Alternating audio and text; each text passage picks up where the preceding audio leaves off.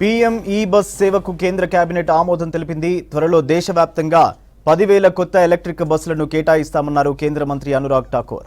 ఇందుకోసం 57,000 కోట్ల రూపాయలు ఖర్చు చేస్తామన్నారు.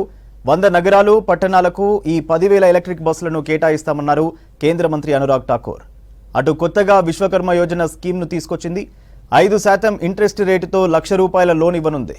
और पीएम ई बस सेवा पर 57,613 करोड़ रुपए खर्च किए जाएंगे। 10,000 बसें और ये 10,000 न्यू इलेक्ट्रिकल बसेस, 10,000 नई इलेक्ट्रिकल बसेस की सेवाएं उपलब्ध करवाई जाएंगी। देश भर के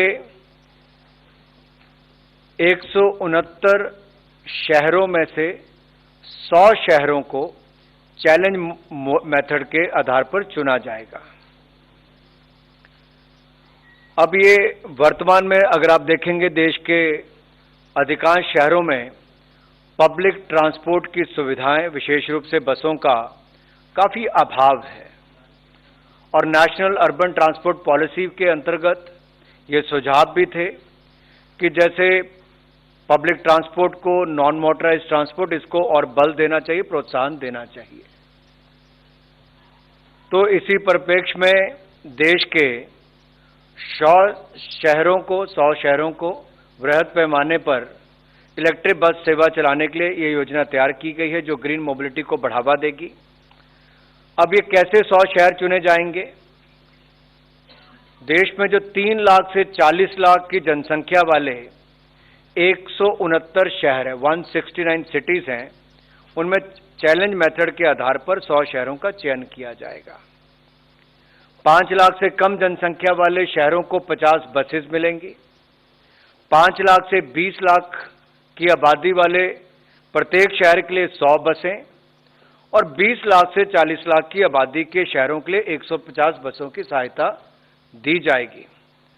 और जो राज्य और जो शहर पुरानी बसों को स्क्रैप करने के लिए शहरों को अतिरिक्त बसें एलोकेट की जाएंगी। मान लीजिए कोई एक शहर है, जलंधर ही है, अब वो पुरानी बसों के स्क्रैप के लिए अपनी जमीन कहीं उपलब्ध कराते हैं तो उसको अतिरिक्त बसें उस शहर के लिए दी जाएंगी।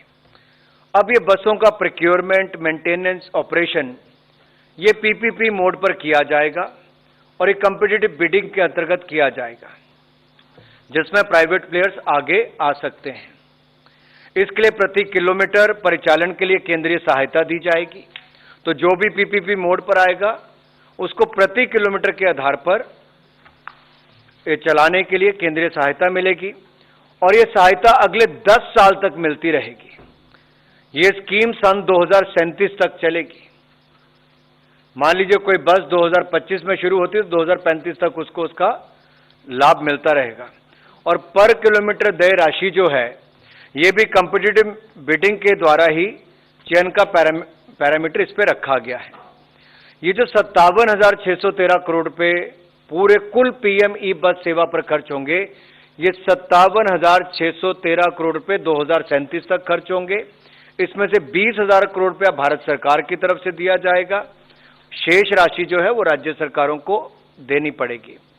जैसे बस सेवा के संचालन के लिए इन शहरों में आवश्यक इंफ्रास्ट्रक्चर की जरूरत है, जैसा कि बस डिपो है या अपग्रेडेशन करनी पड़ेगी। जो डिपो है कोई नए निर्माण होंगे, कुछ की अपग्रेडेशन करनी पड़ेगी, जहां पर इलेक्ट्रिक बसेस के पावर इंफ्रास्ट्रक्चर के लिए भारत सरकार द्वारा सहायता उपलब्ध करवाई जाएगी।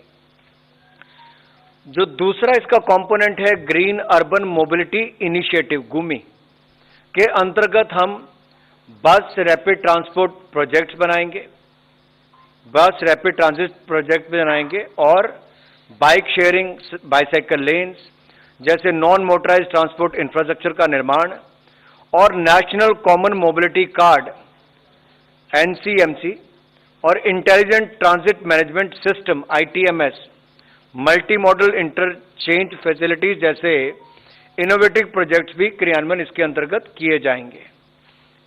इसके लिए भी ग्रीन मोबिलिटी चैलेंज के आधार पर ही शहरों का चयन किया जाएगा। अब ये जो 20,000 करोड़ भारत सरकार देगी, इसका मैंने आपको बताया कि कैसे अलग अलग जो चैलेंज मेथड के माध्यम से पीपीपी प्रोजेक्ट में चुने जाएंगे, इसमें कुछ कंपोनेंट पर गुमी वाले पे भी और पीएमई बस सेवा पर भी 100% भारत सरकार पैसा देगी। वो कंपोनेंट जो है वो हमारा नेशनल कॉमन मोबिलिटी कार्ड, इस पर 100% भारत सरकार देगी। इंटेलिजेंट ट्रांजिट मैनेजमेंट सिस्टम, इसके ऊपर 100% भारत सरकार पैसा देगी।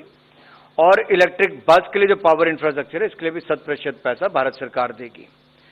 जैसा हिल प्रोजेक्ट्स हैं या नॉर्थ ईस्ट हिली एरियाज हैं, पहाड़ी राज्य हैं, या नॉर्थ ईस्ट के राज्य हैं या यूनियन टेरिटरीज हैं, इनके लिए इनकी जो राजधानी है, इनके लिए 90% केंद्र सरकार का हिस्सा होगा और 10% वहां का स्थानीय। बाकी शहरों के लिए 60% केंद्रीय सहायता दी जाएगी, बल्कि 40% स्थानीय होगी।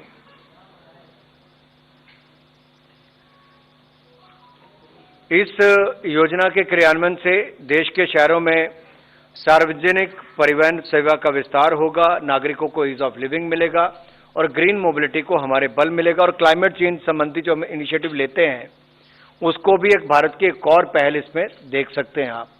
तो बार बार जब हमने बजट में भी कहा कि ग्रीन इन्वेस्टमेंट होगी, ग्रीन इनिशिएटिव्स होंगे, ग्रीन इकोनॉमी और ग्रीन जॉब्स, तो ग्रीन ग्रोथ उस दिशा में भी ये कदम बढ़ाया गया है। बाकी जो विषय हैं वो माननीय अश्विनी वैष्णव जी के विभागों से संबंधित हैं। मैं उनसे अनुरोध करता हूं कि उन विषयों पर विस्तार में अपनी बात रखें कि कैबिनेट में क्या क्या निर्णय हुए। धन्यवाद। धन्यवाद अनुराग जी। साथियों, देश में जिस तरह से वंचित, गरीब, गांवों में रहने वाले हमारे ऐसे वर्गों की मोदी जी ने आज तक हमेशा चिंता की है, उनके बारे में